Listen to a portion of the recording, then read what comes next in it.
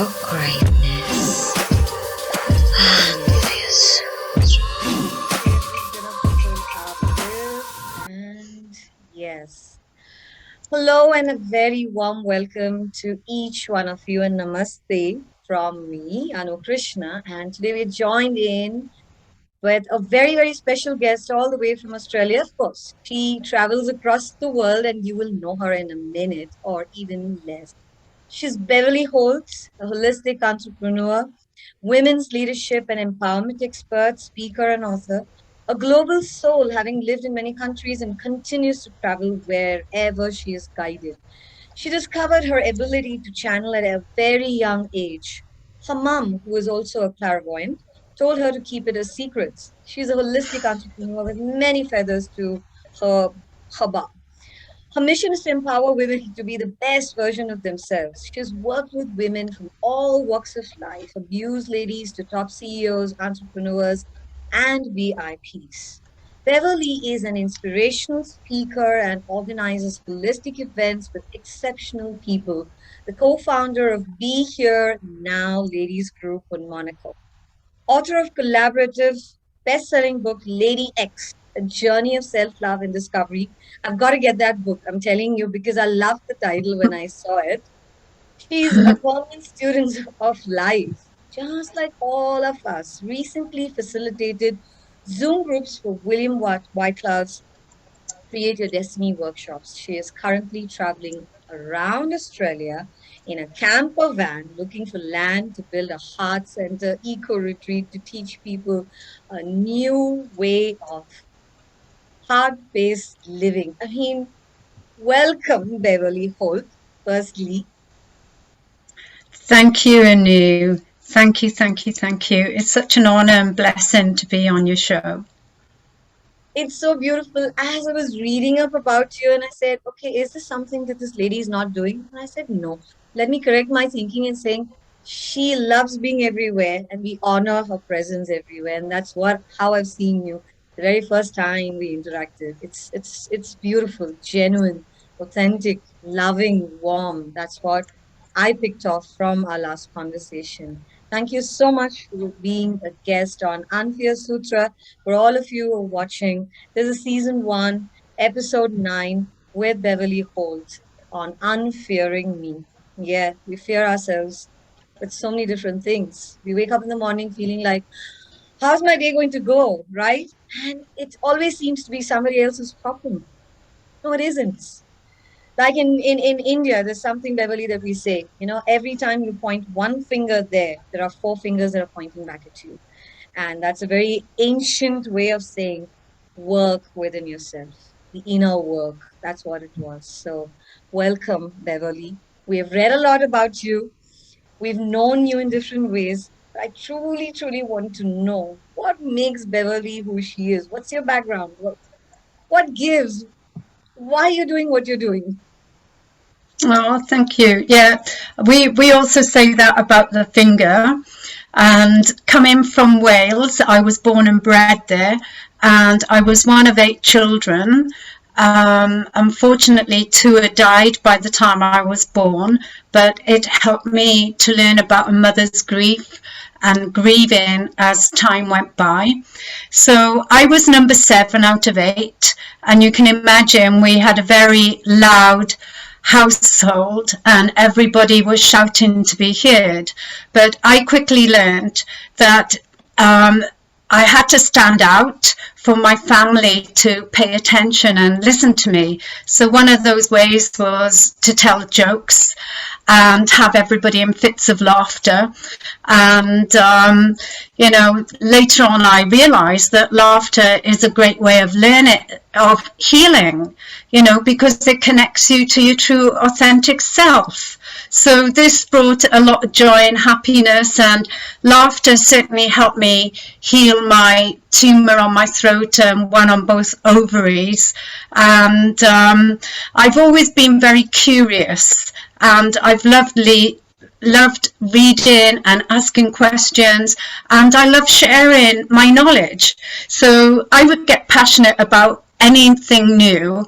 And of course, my family would be my testing boards and they'd listen. And then I soon found out that everybody around me wanted to listen because, from teaching networking, when you're passionate about something, it's like a moth to a flame. You're like a magnet. Everybody wants to know because they pick up on that energy. They just want to be around. And I also learned that people love to be listened to. They love to be heard and validated. So I developed that skill and became a very good listener, which has helped me over the years to read body language and, to feel connected and empathize with people. And before I knew it, people were naturally coming to me with their problems, and I would then give them advice. And I learned that, wow, these people really respect me and they believe in me. So that gave me encouragement and motivation to move on. And I would soon understand when people were switching off. You can see when people are not interested. So then I used to play a little game with myself and think, right, let me switch it back to them. I'll ask them questions. Because when you ask people questions, they absolutely love it. Because people want it about them. It's all me, me, me. So that was another trick that I learned. But going back to Wales, where I grew up in the era where Welshmen were very jealous and possessive and often very disrespectful to women. And women in general were seen and not heard. And as you mentioned, I travel. So the first time I traveled, I found it very bizarre when married women would say to me, do you want to come out? Do you want to do this? Do you want to do that? And I was like, oh, are you sure? I don't want to get you into trouble. Don't want your husband thinking X, Y, and Z. And then I realized, oh my God, this is normal. And I realized that I had to be a pioneer for change in women in my family so that they realize, that they could stand in their power. It's okay for your voice to be heard and you deserve respect. And it's okay if you want to go for a coffee with a friend or a yoga class. It's okay if you want to have a night out with a friend. So it was very challenging for me because people don't like change. And, my brother-in-laws hated me when I came home because I was the bad one taking my sisters out. But in fact, it was them saying, I can't wait for you to come home so we can have a night out and time together. So, yeah, that was really good. And as you mentioned, my mum was clairvoyant and I inherited that gift, which I believe we all have. And it was funny because she told me, shh, when we were in school, keep her a secret. And then I started my career as a registered nurse and a registered general nurse. And when I was hearing patients, schizophrenic, talking about hearing God and talking to angels, I asked a consultant, he was actually Indian, would he interview my mother and I, give us a consult? And he did, just to appease me. But he said, Beverley, there's nothing wrong with you and your mother. You're totally sane. And where we come from, people work with energy. He said, I don't personally, but loads of my family, everybody it's the way we're brought up, using energy and the chakras and energy systems. And, what you're doing is a great gift and just use it. So, so that was pleasant to hear because my father used to call my grandmother, my mother, a witch. So it was really good to know that. Yeah. And then going back to the jealousies later on, because all my family, we were meeting jealous, possessive partners. And one of them, when I came to Australia, got so jealous of me, he ended up attempting to strangle me and kill me. Unfortunately, I got away. And then I was introduced to Reiki. And I just found that Reiki Initially, I didn't believe in it, but I developed a huge sty on my eye, couldn't open it. And because he was stalking me as well, I fled from Australia back to Wales. And a week later, someone came to visit and said, what happened, because she'd taken me for a Reiki session, even though I didn't believe in it because of my nursing background and medical background within the family. The sty had disappeared without me even noticing. And not only that, I could open my eye and I didn't know my eye was open. So Reiki completely changed my life, and it gave me the confidence then to go back, because I'd pushed all my clairvoyancy aside, and then it gave me the confidence to stand in my power again and use it for the highest good. So that's about my background. And that's why I really honor your presence on Mother Earth. Thank you for being you. Thank you for choosing to dip into your essence, that power, not just setting yourself free, but so many other women, and guiding them so ever gently. So thank you for being you, Beverly. Thank you. I'm Pleasure. overwhelmed. Thank you. Thank you. Coming back to what we've been discussing, unfearing me. I mean, it's something that people wouldn't think about, right? We fear different things. Oh, I have fear of failure, I have fear of rejection, I have fear of heights, I have fear of loud noises, and we have everything. You name it in a psychology book. I'm sure there are chapters that mark what fear is all about, right? But where does this fear start? Who's taught us to fear? How do we condition ourselves to believe that this is fear and we must fear these things, else something is wrong with us? So we judge ourselves and protect ourselves from that pain. It's easier to move towards pleasure, that comfort zone. But when we start doing that, we somewhere have begun to alienate ourselves from the world, even ourselves, meeting oneself, unfearing me. How is this necessary? Why is it necessary that we should unfear me? Like, how do you see this? Well, that's a very good question. And, everybody goes through some sort of fear, because, meeting oneself and unfearing oneself is so important, so that we can live our life to the fullest, and so that we can be of service to ourselves and the world. When we're living in separation, when we're living in fear, we're living in separation, and we can't have two emotions at the same time. So if we're in fear, we're not feeling love, and we get very anxious and stressed, and so many other stuff comes up.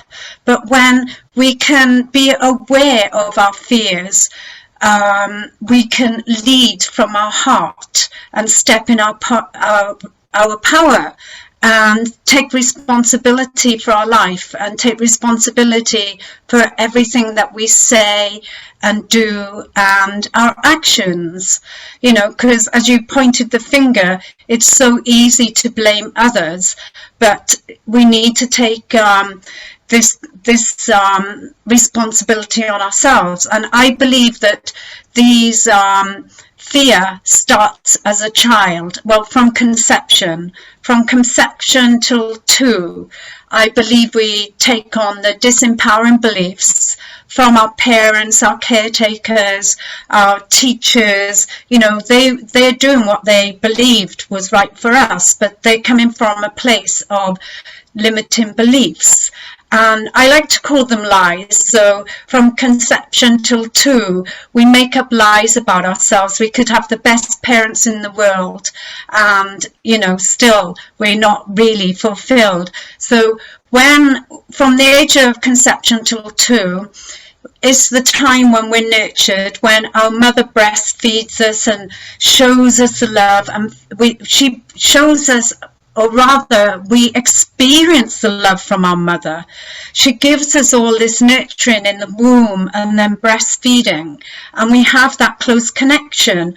and, you know, with our feminine side, whether we're male or female, and this beautiful divine love. I feel it like divine love. Your mother's love at that age is divine love, because you can't distinguish between our God self and our human self, you know, so we're all one. We have this wonderful connection with pure spirit.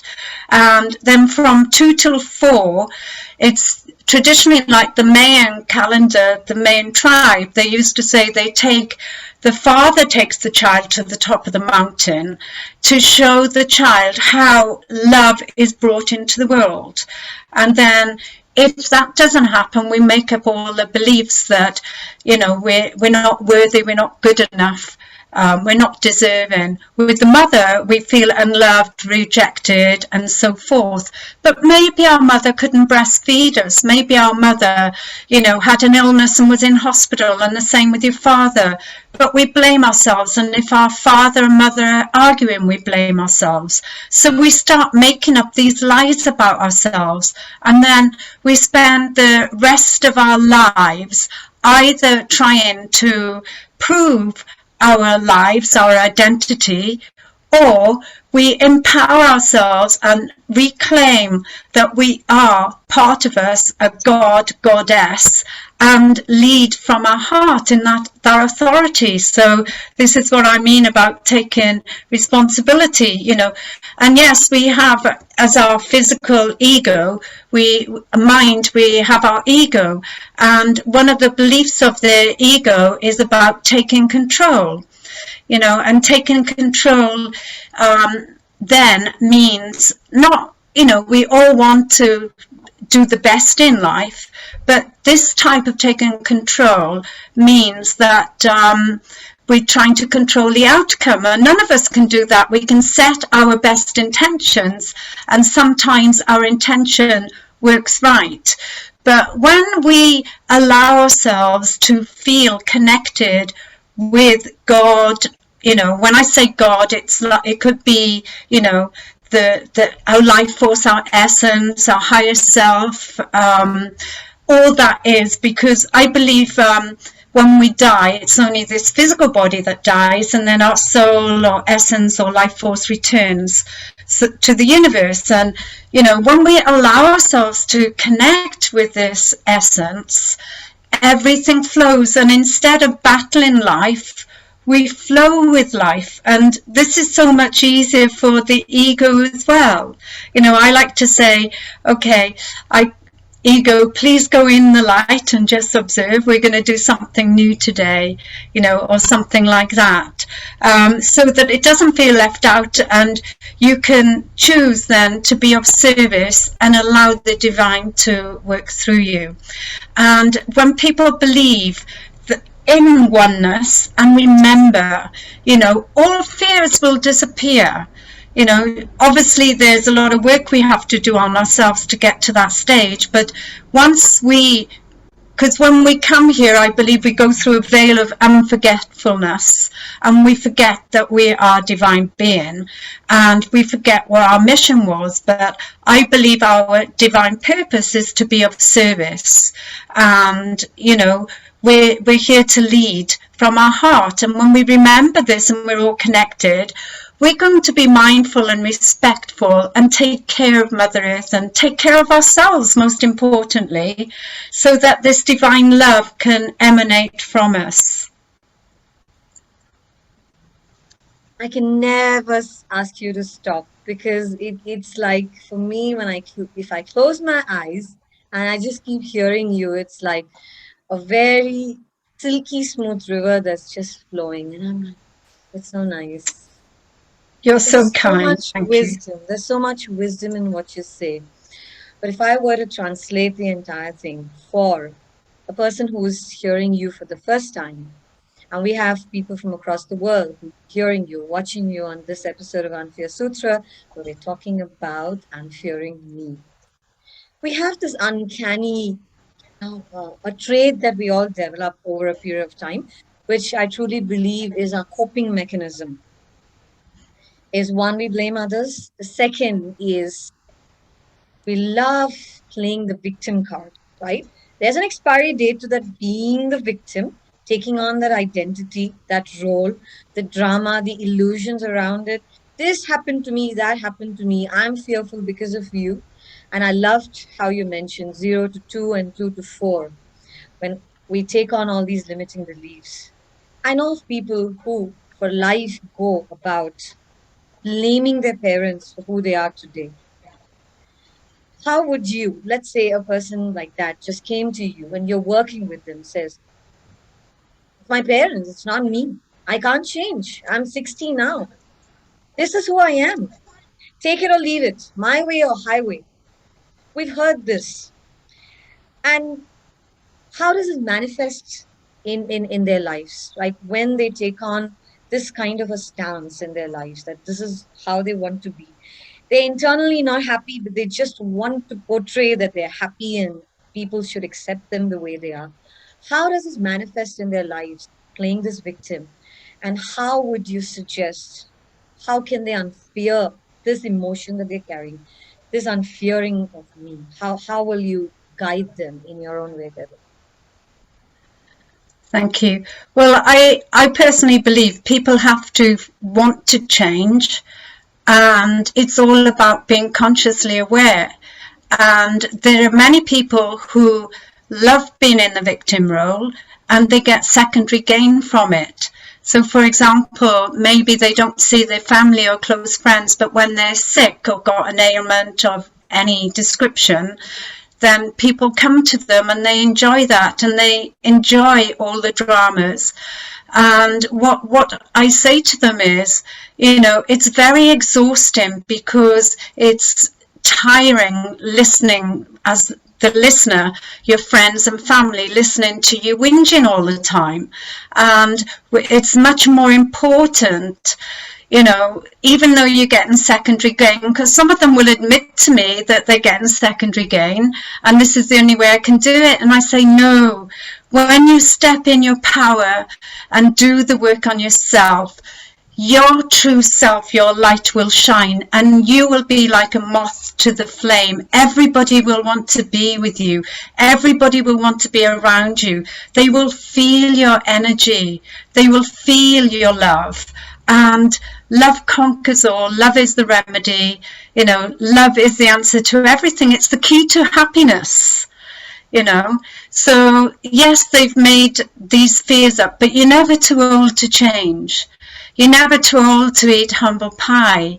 And through different tools and techniques that I have, I teach them how to unravel all this. And one way is through Reiki, because Reiki, some people are not used to a physical loving touch. So as I mentioned, I touched on helping my family, but years later, I've been helping women in both Australia and France that have been abused. And I know globally, since the pandemic, domestic violence is massive in the world. You know, some countries, one woman gets murdered from domestic violence every day. So, you know, some people are not used to a loving touch. You might be a single person and you're not used to hugs. You might not have grown up with hugs. So I give them Reiki and I ask them, you know, can I place my hands on you? And it doesn't matter whether my hands are touching or above, but just touching someone. And I like, you know, starting from the feet and working up the body on the joints so that it's like, you know, hello, I'm just coming to visit and say hello. I'm just trying to meet you. I want to be your friend, you know, and then I go through the main chakras. But I always ask permission. And the reports I get from people, it's like, you know, they've never experienced divine love because I'm the channel for the love and they feel overwhelmed with this love. And Reiki works physically, emotionally, mentally and spiritually. So I just the facilitator, and then it's up to the two souls, you know, the soul of the person to heal. And sometimes we just heal a thought and that heals our physical ailment. I also teach people how to breathe because, you know, through the pandemics and everywhere, everybody's addicted to their mobile phone.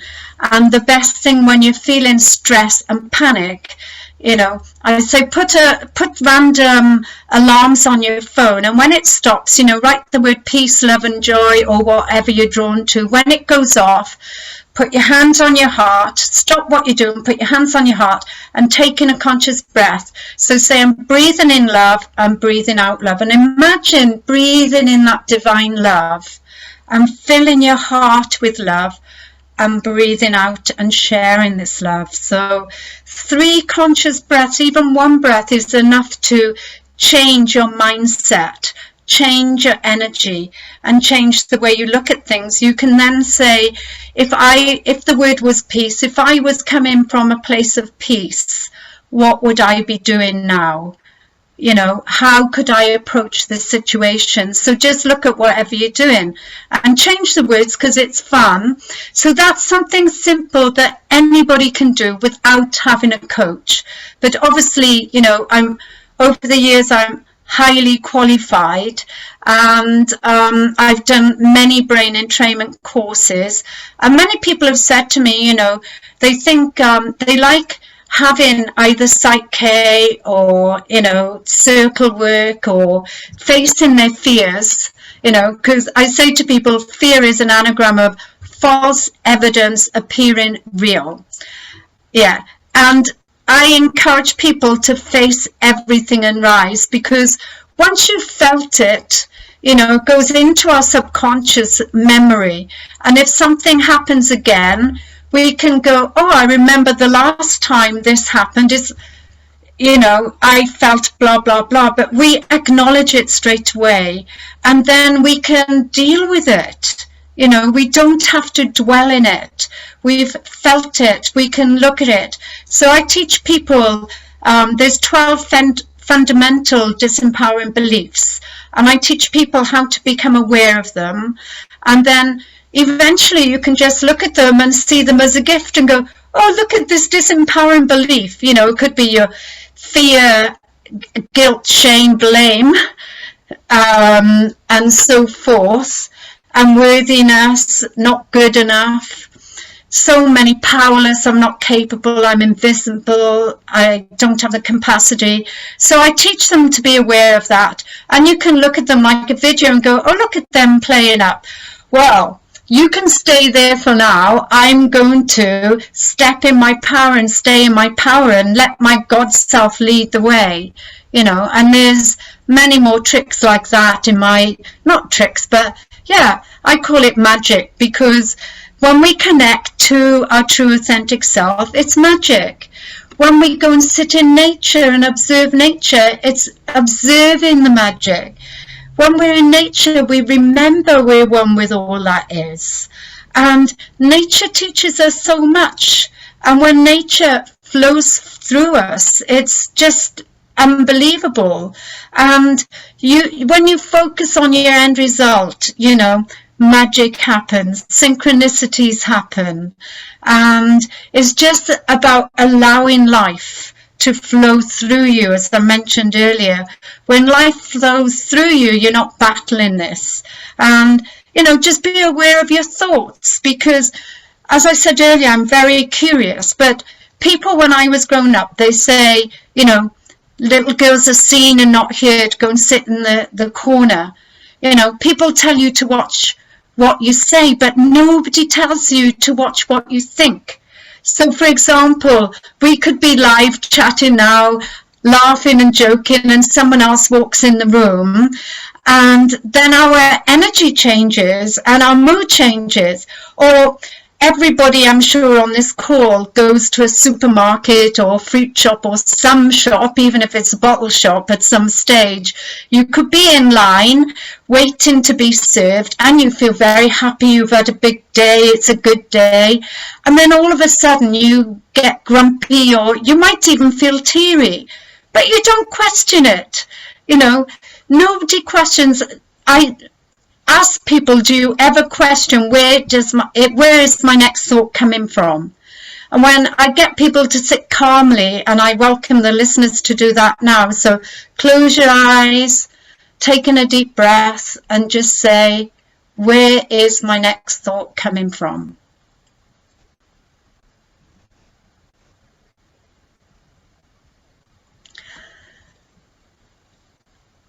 And I usually find people's mind go blank.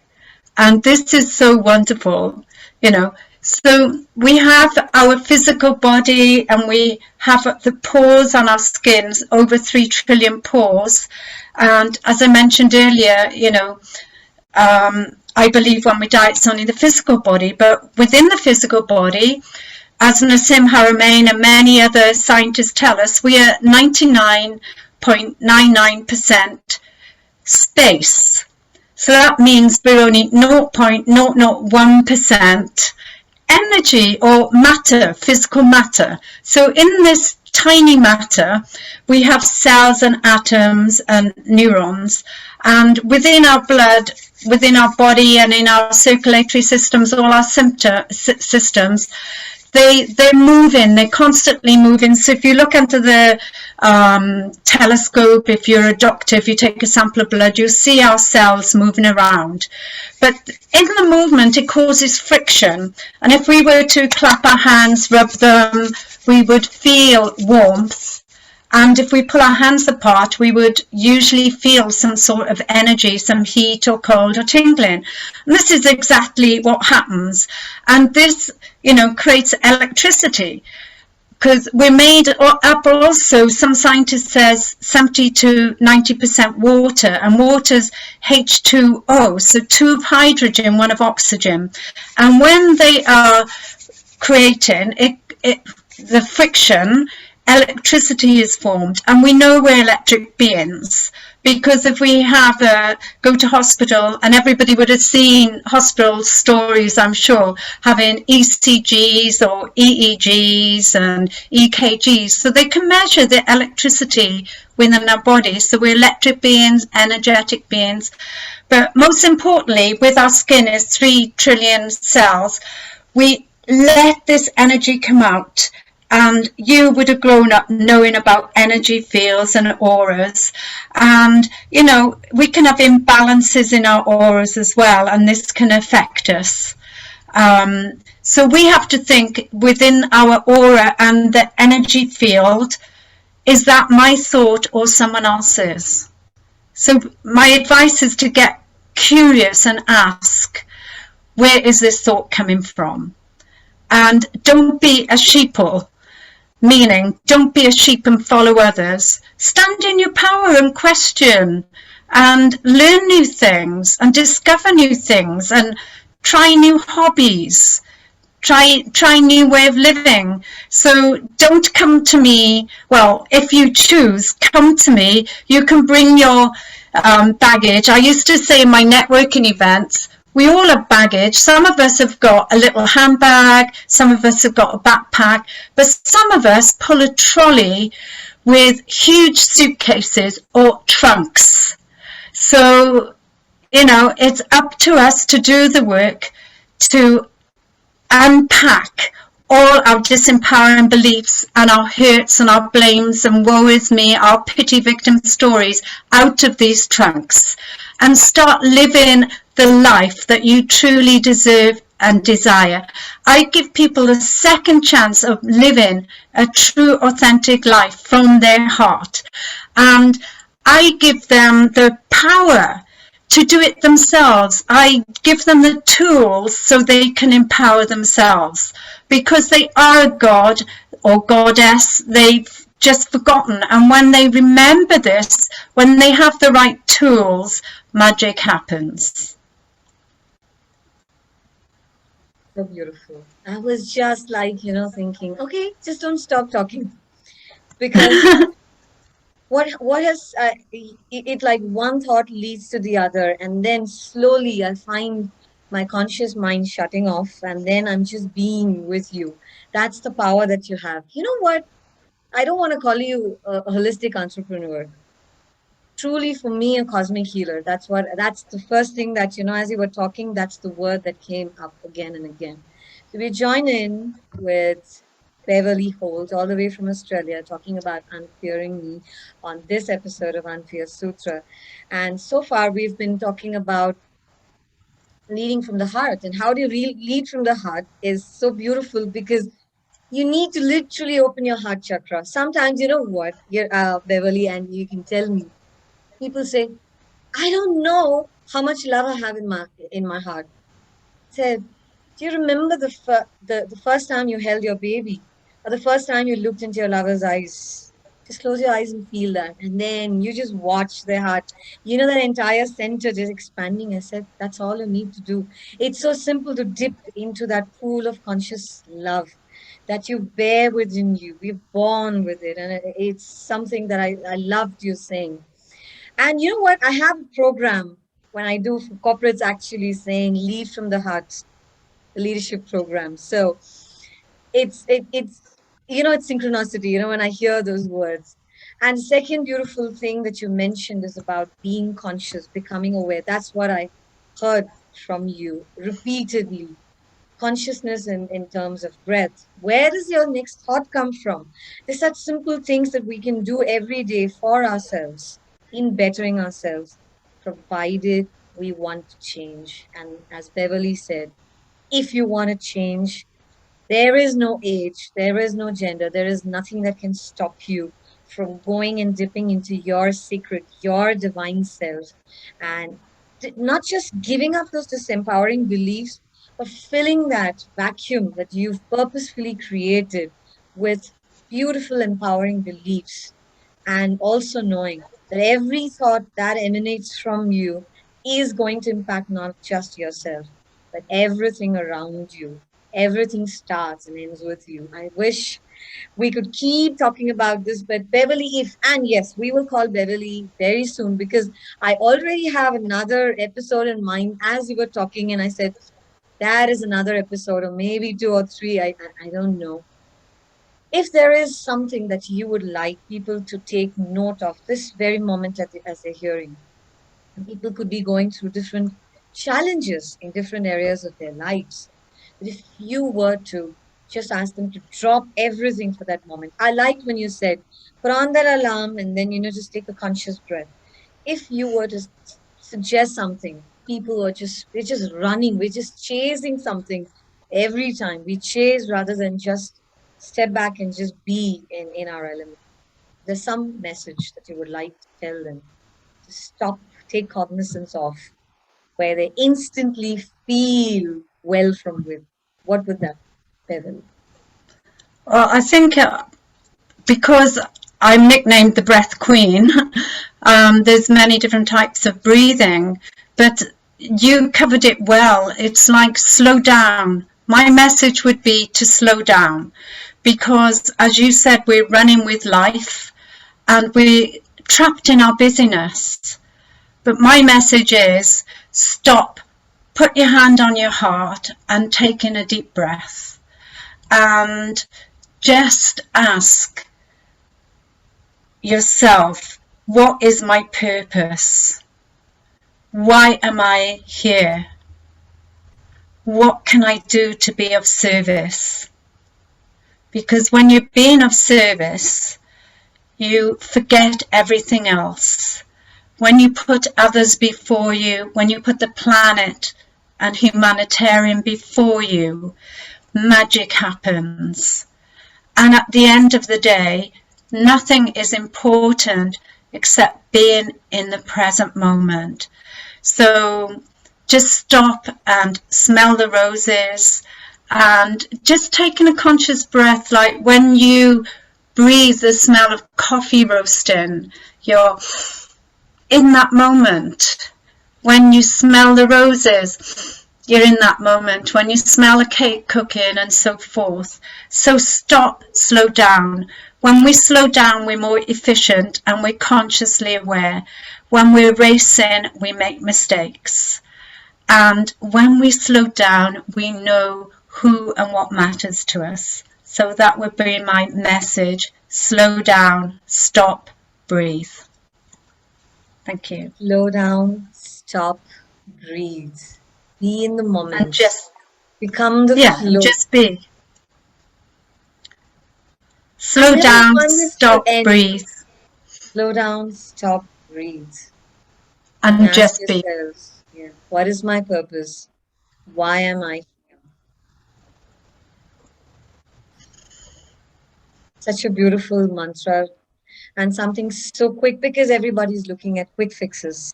Everybody wants to get Yeah. better like this. Okay, tell me, what should I do now? And this is such a beautiful, very easy, and I would say easy because there are no excuses.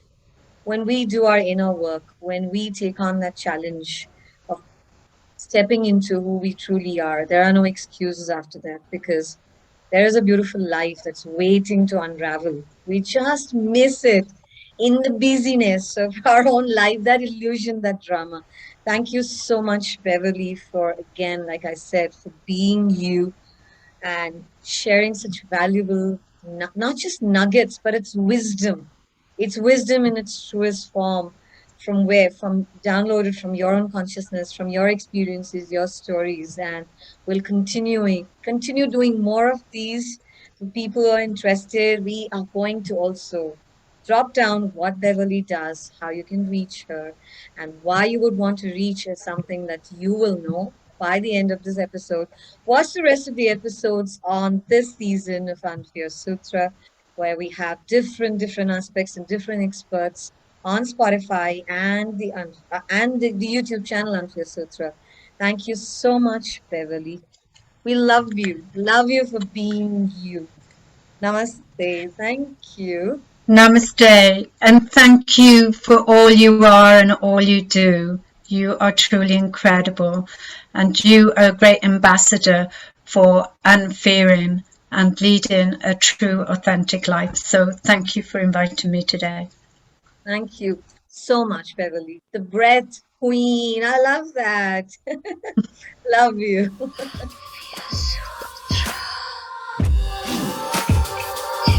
Into your greatness.